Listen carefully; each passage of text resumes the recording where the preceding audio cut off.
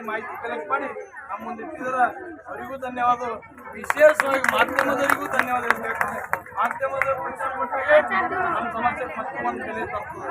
ಅದಕ್ಕೆ ಮಾಧ್ಯಮ ಅಂತವರಿಗೂ ಧನ್ಯವಾದ ಹೇಳಿ ನಮ್ಮ ಮಾತು ಮುಗಿಸ್ತಾ ಇದ್ದೀವಿ. ಬರಂತ ದಿನಗಳಲ್ಲಿ ಶಾರ್ಟ್ ಸಮಸ್ಯೆ ಬರಲಿಲ್ಲ ಅಂದ್ರೆ ಮತ್ತೆ ನಮ್ಮ ಹೋರಾಟ ಇರ್ತದೆ. ಅದ್ರ ಬಗ್ಗೆ ಯಾರು ಏನಾದ್ರು ಇಲ್ಲ ಸಮಸ್ಯೆ ಇರೋದೇ ಅದು ಇವತ್ತಿಗೆ ಇದಕ್ಕೆ ನಾವು ತಾತ್ಕಾಲಿಕವಾಗಿ ಧನ್ಯವಾದ. ಈ ಹೋರಾಟಕ್ಕೆ ಎಲ್ಲ ಬಂದಿದ್ರಿ. ವಿಶೇಷವಾಗಿ ಎಲ್ಲ ವರ್ಗರ ನೆಲೆಸಿರೋದು ಧನ್ಯವಾದ ಹೇಳ್ತಾ ಕಾರ್ಯಕರ್ತರಾದ ಸಹಾಯಕರ ಹೋರಾಟಕ್ಕೆ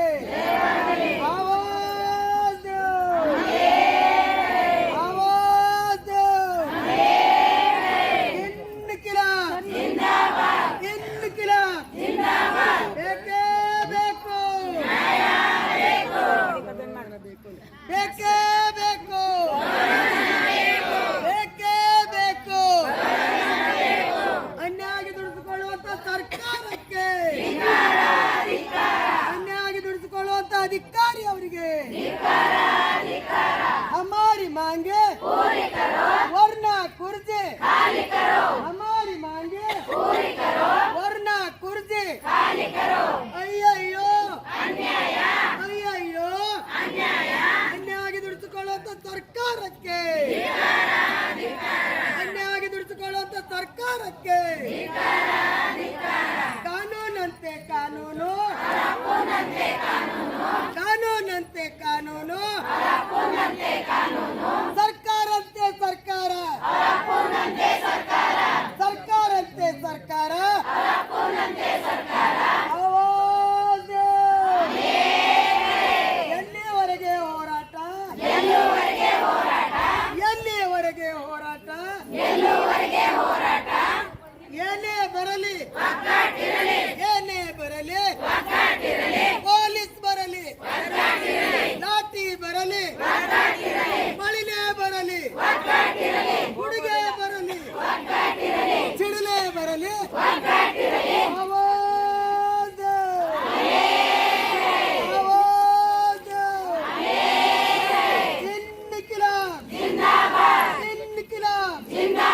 ರಕ್ತವನ್ನು ಚೆಲ್ಲುತ್ತೇವೆ ರಕ್ತವನ್ನು ಚೆಲ್ಲುತ್ತೇವೆ ಹೆದರೋದಿಲ್ಲ ಹೆದರೋದಿಲ್ಲ ನೋಡಿ ಕಾರ್ಯಕರ್ತರ ಸಹಾಯಕರ ಹೋರಾಟಕ್ಕೆ ಇನ್ ಕ್ಲಬ್ ಮಹಿಳೆಯರೆಲ್ಲ ಒಂದಾಗಿ ಮಹಿಳೆಯರೆಲ್ಲ ಒಂದಾಗಿ ಇವತ್ತಿನ ಈ ನಮ್ಮ ಅಂಗನವಾಡಿ ಕಾರ್ಯಕರ್ತರ ಹಾಗೂ ಸಹಾಯಕರ ಸ್ವಾತಂತ್ರ್ಯ ಸಂಘಟನೆ ವತಿಯಿಂದ ನಾವು ಹೋರಾಟವನ್ನು ಹಮ್ಮಿಕೊಂಡಿರುತ್ತೇವೆ.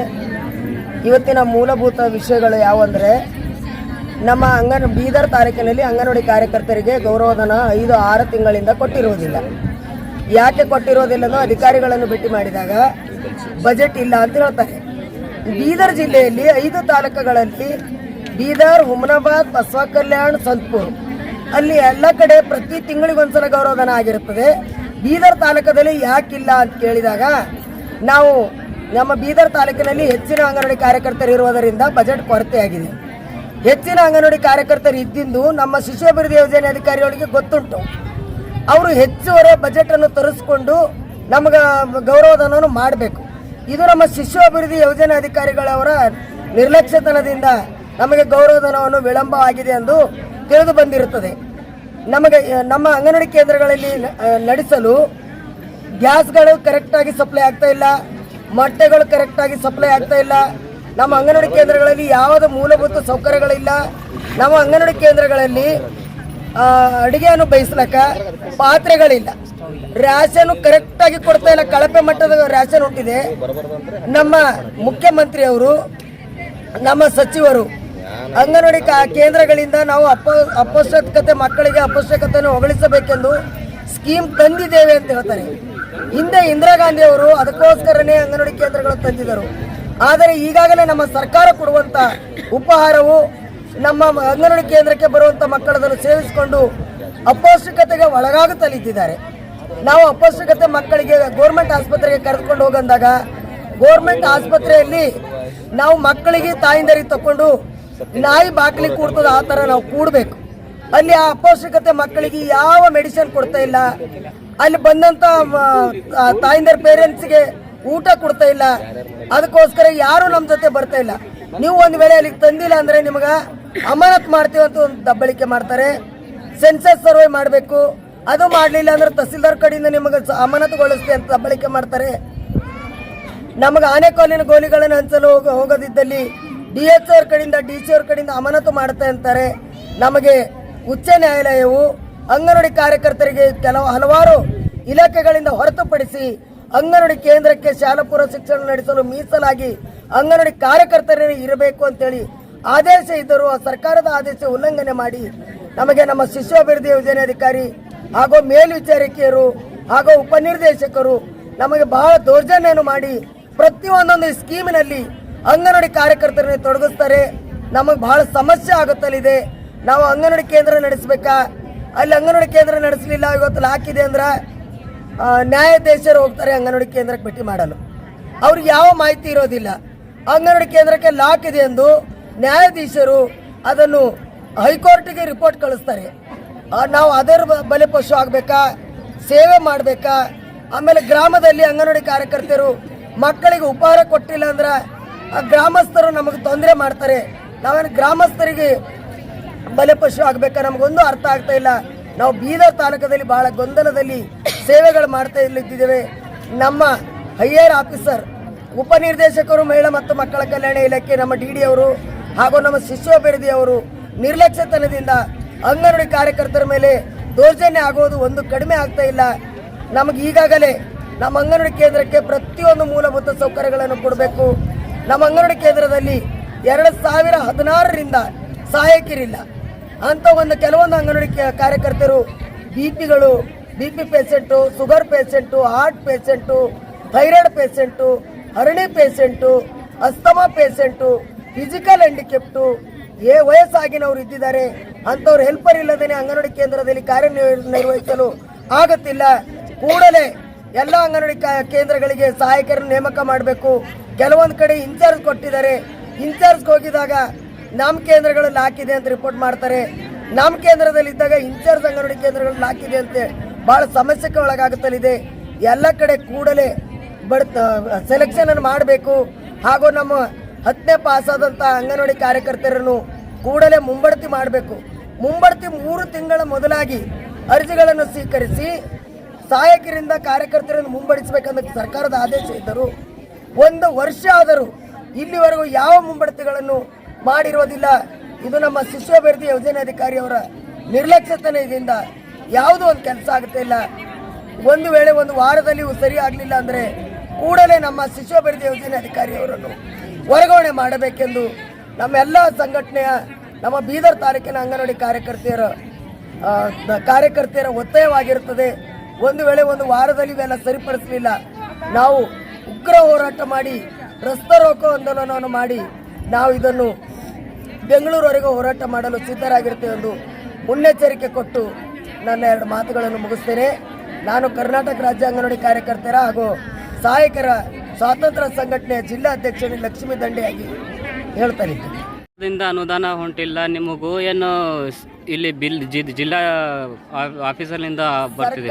ಸರ್ಕಾರದವರಿಗೆ ನಮ್ಮ ಜಂಟಿ ನಿರ್ದೇಶಕರಿಗೆ ಕೇಳಿದಾಗ ನಾವೆಲ್ಲ ಕಡೆ ಬಜೆಟ್ ಕೊಟ್ಟಿದ್ದೇವಮ್ಮ ಅಂತ ಹೇಳ್ತಾರೆ. ನಮ್ಮ ಬೀದರ್ದಲ್ಲಿ ನಮ್ಮ ಶಿಶು ಅಭಿವೃದ್ಧಿ ಯೋಜನೆ ಅಧಿಕಾರಿ ಅವರು ನಮಗೆ ಬಜೆಟ್ ಬಂದಿಲ್ಲ ಅಂತ ಹೇಳ್ತಾರೆ.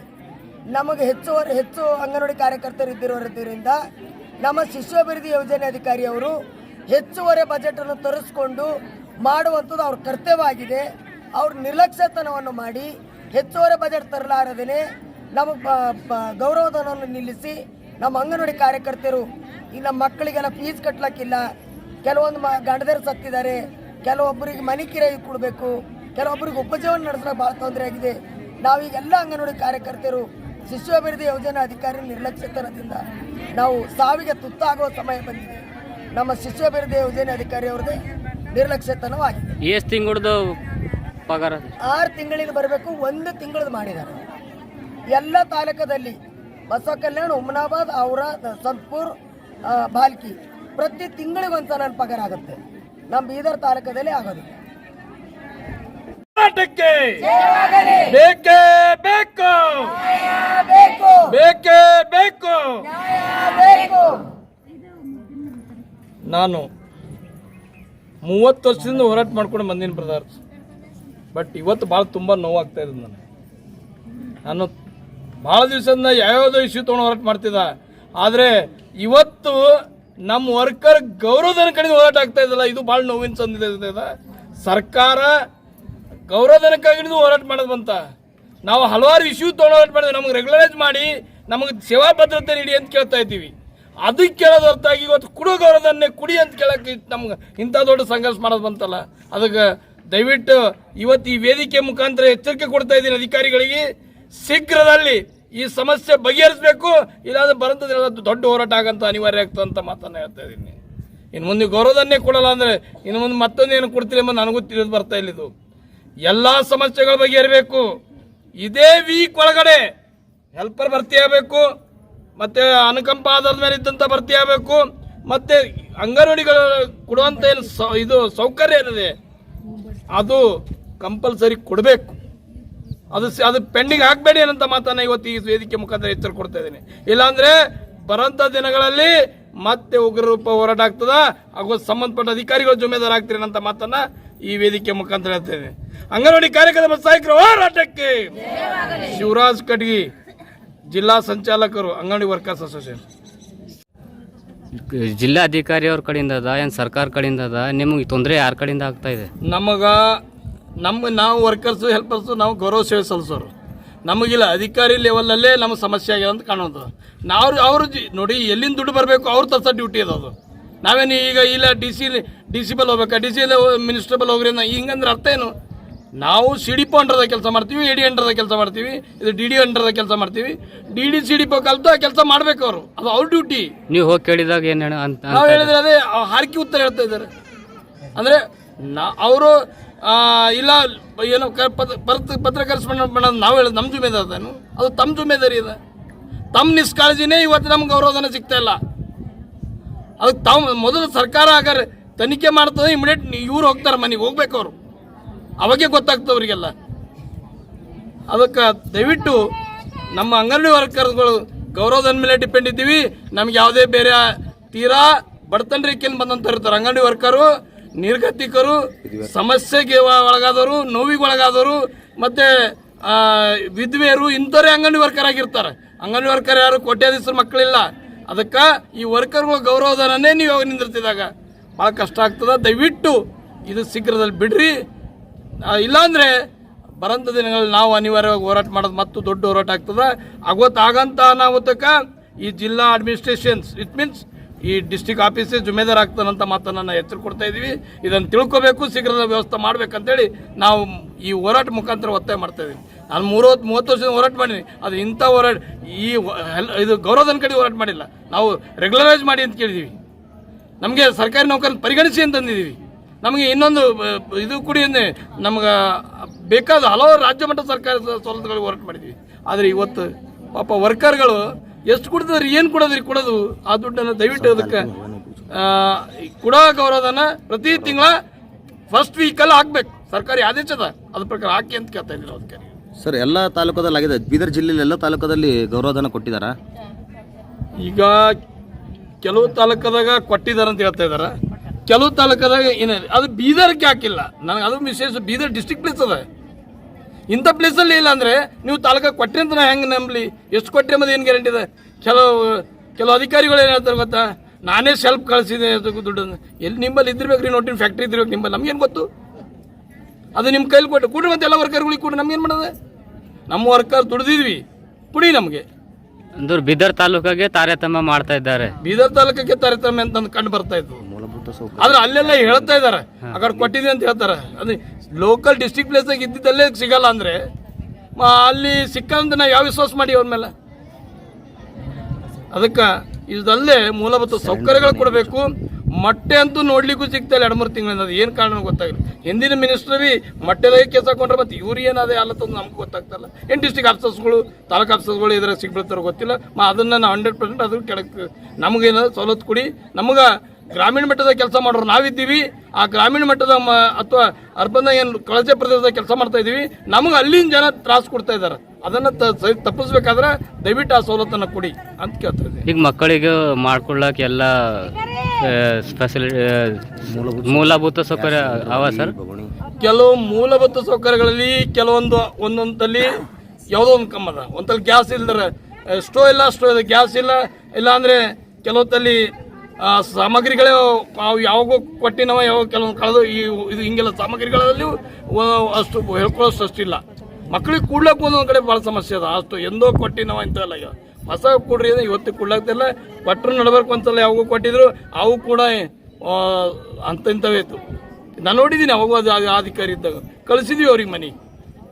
ಇದನ್ನು ನೋಡಿದ್ದೀನಿ, ಆವತ್ತು ಹೊರಟು ಮಾಡೀನಿ ಕೊಟ್ಟಿದ್ದ ಸಾಮಗ್ರಿ ನೋಡಿ. ಅದಕ್ಕೆ ಒಳ್ಳೆಯ ಕ್ವಾಲಿಟಿ ಸಾಮಗ್ರಿಗಳು ಕೊಡಬೇಕು ಮತ್ತು ಎಲ್ಲ ಗುಣಮಟ್ಟದ ಫುಡ್ ಇಂಪಾರ್ಟೆಂಟ್ ಇದೆ ನೋಡಿ. ಮಗುಗೆ ಏನಾದರೂ ಆಯಿತು ಅಂದರೆ ಅಂಗಡಿ ವರ್ಕರ್ ಹೆಲ್ಪರ್ ಜೈಲಿಗೆ ಹೋಗೋಂಥ ಸಂದರ್ಭ ಬರ್ತದೆ.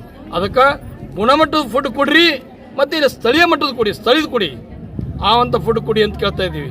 ಸರ್ಕಾರ ಇದನ್ನು ಸರಿಪಡಿಸಲಿಲ್ಲ ಅಂದರೆ ನಾವು ಅನಿವಾರ್ಯವಾಗಿ ಮುಂಬರುವ ದಿನಗಳಲ್ಲಿ ದೊಡ್ಡ ಹೋರಾಟ ಆಗ್ತಾನಂತ ಮಾತನ್ನು ಈ ವೇದಿಕೆ ಮುಖಾಂತರ ಹೇಳ್ತಾ ಇದ್ದೀವಿ. ಶೀಘ್ರದಲ್ಲಿ ಸಮಸ್ಯೆ ಬಗೆಹರಿಬೇಕು. ಮತ್ತು ಫಸ್ಟ್ ಟುಡೇ ಇದೇ 2-3 ದಿವಸದಲ್ಲೇ ಅಂಗನವಾಡಿ ಹೆಲ್ಪರ್ ವರ್ಕರ್ಗಳದು ಅದು ಗೌರವಧನ ಇಮಿಡಿಯೇಟ್ ಇರಲಿ, ಇದು ಅವ್ರ ಖಾತೆ ಬರಬೇಕು. ಬರಲಿಲ್ಲ ಅಂದ್ರೆ ಅಲ್ಲಿ ತನಕ ನಾವು ಮತ್ತೆ ಹೇಳೋದು ಇಲ್ಲ. ಅವ್ರು ಎಲ್ಲಿ ತನಕ ಇವು ಖಾತೆಗೆ ಹಾಕಲ್ರು ಅಲ್ಲಿ ತನಕ ಅಗೋರಾತ್ರಿ ಧರಣಿ ಇದೆ. ನಮ್ಗೆ ಹೇಳೋದೇ ಇಲ್ಲ ನಾವು. ಮತ್ತು ಇದು ಒಂದು 2 ದಿವಸ ಅಷ್ಟೇ ನೋಡ್ತೀವಿ ನಾವು. 3ನೇ ದಿವಸಕ್ಕೆ ನಾವು ಮತ್ತೆ ರೋಡ್ ಬ್ಲಾಕ್ ಆಗೋಂಥ ಸಂದರ್ಭ ಬರ್ತದೆ. ಅವತ್ತು ಏನೇನಾಗ್ತದೆ ಗೊತ್ತಿಲ್ಲ. ಅದಕ್ಕೆ ಅಧಿಕಾರಿಗಳು ಇದ್ರ ಎಚ್ಚರ ಆಗಬೇಕು. ಅದಕ್ಕೆ ಅವ್ರಿಗೆ ಈ ವೇದಿಕೆ ಮುಖಾಂತರ ತಿಳಿಸ್ತಾ ಇದ್ದೀವಿ. ಧನ್ಯವಾದ ತಮ್ಮ ಮಾಧ್ಯಮದವರಿಗೆ. ಈ ವಿಷಯನ ಸ್ವಲ್ಪ ಅಧಿಕಾರಿಗಳು ಗಮನಕ್ಕೆ ತರ್ರಿ ಅಂತ ಮಲ್ ಕೇಳ್ತಾ ಇದ್ದೀವಿ. ಇವತ್ತಿನ ದಿವಸ ಅಂಗನವಾಡಿ ಕಾರ್ಯಕರ್ತರ ಒಂದು ಪ್ರತಿಭಟನಾ ಸಾಂಕೇತಿಕ ಧರಣಿಯ ಮುಖಾಂತರ ನಾನು ಒತ್ತಾಯಿಸಲಿಕ್ಕೆ ಬಯಸ್ತೇನೆ. ಇವತ್ತಿಡೀ ಕರ್ನಾಟಕ ರಾಜ್ಯದಲ್ಲಿ ಅಂಗನವಾಡಿ ಕಾರ್ಯಕರ್ತೆಯರ ಸಮಸ್ಯೆ ಯಾವ ರೀತಿಯಾಗಿದೆ ಅಂದರೆ, ನಾವು ಜಿಲ್ಲೆವಾರು ಪರಿಗಣನೆಗೆ ತಗೊಂಡಾಗ ನಾವು ಬೀದರ್ ಜಿಲ್ಲೆಯಲ್ಲಿ ಬೀದರ್ ತಾಲೂಕು ಅಂತ ಇವತ್ತ 25-30 ವರ್ಷದಿಂದ ಯಾವತ್ತೂ ಕೂಡ ಆಗಲಾರದಂಥ ಘಟನೆಯನ್ನು ಇವತ್ತಿಲ್ಲಿ ಪ್ರತಿಭಟನೆ ಮುಖಾಂತರ ಆಗ್ತಾ ಇದೆ. ಏನು ಘಟನೆ ಅಂದರೆ, ಎಲ್ಲರೂ ಇದು ಒಂದು ಧನಸಹಾಯ ಅಂತ ಏನು ಗೌರವಧನ ಏನು ಇರ್ತದೆ, ಇದು 25-30 ವರ್ಷದಿಂದ ಯಾವತ್ತೂ ಕೂಡ ಈ ಪ್ರತಿಭಟನೆ ನಡೆದಿಲ್ಲ. ಮೊಟ್ಟ ಮೊದಲನೇದಾಗಿ ಇದು ಪ್ರತಿಭಟನೆ ನಡೀತಾ ಇದೆ. ಈ ಗೌರವಧನ ಬಗ್ಗೆ ಈ ಇಲಾಖೆಯ CDPO ಮತ್ತು DD ಏನಿದ್ದಾರೆ ಅವರಿಗಿದು ನಾಚಿಕೆ ಆಗೋಂಥ ವಿಷಯ ಅಂತ ನಾನು ಇವತ್ತು ಭಾವಿಸ್ಬೇಕಾಗ್ತದೆ. ಯಾಕಂದರೆ ನಿಮಗಾದರೆ ಪರಿವಾರ ಇದೆ, ನಿಮಗಾದರೆ ಧನ ಸಹಾಯ ಬೇಕು, ಮತ್ತು ನಿಮಗಾದರೆ ತಿನ್ನಕ್ಕೆ ಕಮಿಷನ್ ಬೇಕು. ಇವರಿಗೆ ಅಟ್ಲೀಸ್ಟ್ ಗೌರವಧನದಿಂದ ಉಪಜೀವನ ನಡೀತದೆ. ಆ ಗೌರವಧನ ಕೂಡ 6 ತಿಂಗಳು ನೀವು ಇಟ್ಕೊಂಡು ಕೂತ್ರೆ ಅವ್ರ ಜೀವನ ಹೆಂಗೆ ನಡಿಬೇಕು ಅನ್ನೋದನ್ನು ಇವತ್ತು ಮಹಿಳಾ ಮತ್ತು ಮಕ್ಕಳ ಸಚಿವರು ಮತ್ತು ಇಲ್ಲಿದ್ದಂಥ DD ಅವರು, ಮೊನ್ನೆ ಜಿಲ್ಲಾಧಿಕಾರಿಗಳು, ಉಸ್ತುವಾರಿ ಸಚಿವರು ಕೂಡ ಕಣ್ಣು ಮುಚ್ಕೊಂಡು ಕೂತರಾಗಲ್ಲ. ಇವ್ರ ಸಮಸ್ಯೆಯನ್ನು ಆಲಿಸಬೇಕು ಅಂತ ನಾನು ಇವತ್ತು ಮೀಡಿಯಾ ಮುಖಾಂತರ ಒತ್ತಾಯಿಸ್ತೀನಿ. ಎರಡನೇದು, ನೀವು ದಿನೇ ದಿನ ಅಂಗನವಾಡಿ ಕಾರ್ಯಕರ್ತೆಯರ ಎಲ್ಲೆಲ್ಲಿ ಏನೇನು ಮೂಲಭೂತ ಸೌಕರ್ಯ ಕೊಡಲಾರ್ದೇ ನೀವು ವಿಸಿಟಿಗೆ ಅಂತ ಬರ್ತೀರಿ. ಅಲ್ಲಿ ವಿಸಿಟಿಗೆ ಬಂದಾಗ ಇದು ಊಟ ಸರಿಯಾಗಿಲ್ಲ, ಇದು ಮಕ್ಕಳಿಗೆ ಕರೆಕ್ಟ್ ಆಗ್ತಾ ಇಲ್ಲ, ಇದು ಏನು ಮಾಡ್ತಾ ಇಲ್ಲ ಅಂತ ನೀವು ಹೇಳ್ತೀರಿ. ಟೆಂಡರು ಕಮಿಷನ್ ಮೇಲೆ ರಾಜ್ಯದಿಂದ ಟೆಂಡರು ರಾಜ್ಯದವರಿಗೆ ಕೊಟ್ಟಿಡ್ತೀರಿ, ಬೆಂಗಳೂರು ಅವರಿಗೆ. ಇಲ್ಲಿ ಫುಡ್ಡೇ ಕರೆಕ್ಟಾಗಿ ತಂದು ಕೊಟ್ಟರೆ ಇವರು ಮಕ್ಕಳಿಗೆ ಕರೆಕ್ಟಾಗಿ ಫುಡ್ ಹಾಕ್ತಾರೆ. ಕರೆಕ್ಟ್ ಫುಡ್ಡೇ ಕೊಡ್ತಾ ಇಲ್ಲ, ಹುಳ ಇದ್ದಿಂದ ಅಕ್ಕಿ ಕೊಡ್ತಾ ಇದ್ರಿ. ಯಾವುದೋ ಮಿಲ್ಕ್ ಒಂದು ಏನೋ ಅಂತ ಹೊಸದೇನೋ ಮಾಡಿರಿ, ಮಕ್ಕಳು ಅವ್ರು ರೋಡಿಗೆ ಬೀಸಾಕ್ತಾ ಇದ್ದಾರೆ. ಮಿಲ್ಕ್ ಮೀಟ್ ಎಲ್ಲ ಇಂಥ ಕೊಟ್ಟ ಮೇಲೆ ಮತ್ತು ಇವ್ರದ್ದೇನು ದೋಷ ಇದೆ ಅದರೊಳಗಡೆ?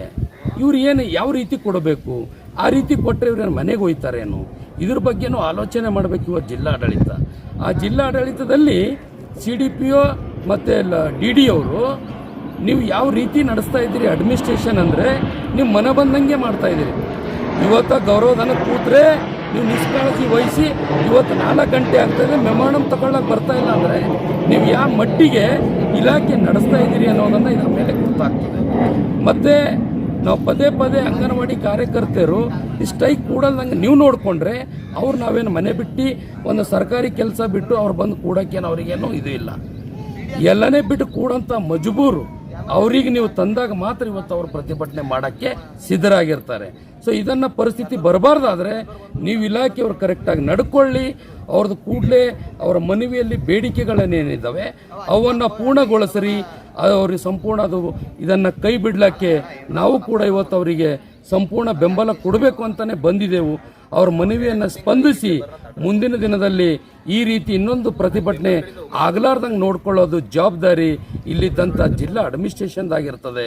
ಅದರೊಳಗೆ CDPO ಆಗಿರ್ಬೋದು, ನೇರವಾಗಿ DD ಅವರಿಗೆ ನಾವು ಇವತ್ತು ಹೊಣೆಯಾಗಿ ಅಂತ ನಾವು ಈ ವೇದಿಕೆ ಮೇಲೆ ಹೇಳಕ್ಕೆ ಇಷ್ಟಪಡ್ತೀವಿ. ಯಾಕಂದರೆ ನೀವು ನಿಷ್ಕಾಳಜಿನಿಂದ ಇವತ್ತು ಪ್ರತಿಭಟನೆ ಕೊಡ್ತಾ ಇದ್ದಾರೆ ನನ್ನ ಅಕ್ಕ ತಂಗಿಯರು. ಇವ್ರ ಬೆನ್ನೆಲುಬಿಗೆ ಇವತ್ತು ಕರ್ನಾಟಕ ರಾಜ್ಯ ದಲಿತ ಸಂಘರ್ಷ ಸಮಿತಿ ಒಂದು ರಾಜ್ಯ ವ್ಯಾಪ್ತಿ ಇರಲಿ, ಜಿಲ್ಲಾ ವ್ಯಾಪ್ತಿ ಇರಲಿ ಸಂಪೂರ್ಣವಾಗಿ ಬೆಂಬಲ ಸೂಚಿಸ್ತಾ ನಮ್ಮ ಬೇಡಿಕೆ ಈಡೇರೋ ದಿನದಲ್ಲಿ ನಾವು ಬೀದಿಗಿಳಿದು ಉಗ್ರವಾದ ಹೋರಾಟ ಮಾಡಲಾಗ್ತದೆ. ಇವತ್ತಿಲ್ಲಿ ಎಲ್ಲ ನಮ್ಮ ಅಕ್ಕ ತಂಗಿಯರು ಮತ್ತು ಸಂಘಟನೆಯ ಪದಾಧಿಕಾರಿ ನಮ್ಮ ಅಕ್ಕವರಾದಂಥ ಲಕ್ಷ್ಮೀ ದಂಡೇನವರು, ನಮ್ಮ ಕಟ್ಟಿಗೆ ಸಾಹೇಬರು ಮತ್ತು ಎಲ್ಲ ನಮ್ಮ ಅಕ್ಕ ತಂಗಿಯರಿಗೆ ಇವತ್ತು ನಾನು ಈ ವೇದಿಕೆ ಮುಖಾಂತರ ಇದು ಅಭಿನಂದನೆ ಸಲ್ಲಿಸಿ ಬೆಂಬಲವನ್ನು ಬೇಷರತ್ತು ಬೆಂಬಲವನ್ನು ಸೂಚಿಸ್ತೇನೆ. ಉಮೇಶ್ ಕುಮಾರ್ ಸಾರಳಿಕರ್, ವಿಭಾಗೀಯ ಸಂಚಾಲಕರು, ಕರ್ನಾಟಕ ರಾಜ್ಯ ದಲಿತ ಸಂಘರ್ಷ ಸಮಿತಿ.